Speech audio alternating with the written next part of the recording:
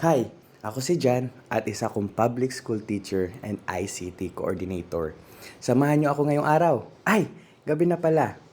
Habang busy ang mga bata sa pag-aayos at pagdidikit ng kanilang election paraphernalia dito sa ICT room para sa kanilang paparating na eleksyon, ay gayon din naman ako.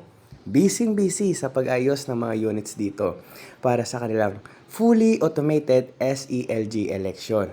Mayroon tayong 12 available units dito sa room at ina-anticipate na 600 plus na botante sa eleksyon na ito. Kaya for sure, magiging jam-pack ang ating ICT room. First time in history ng school na magkanda kami ng face-to-face, fully automated SELG election.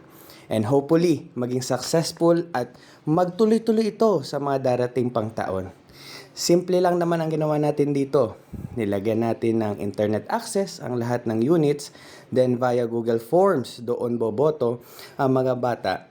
At real time, nakikita natin ang result and same day, madedeclare na natin ang mga winning officers.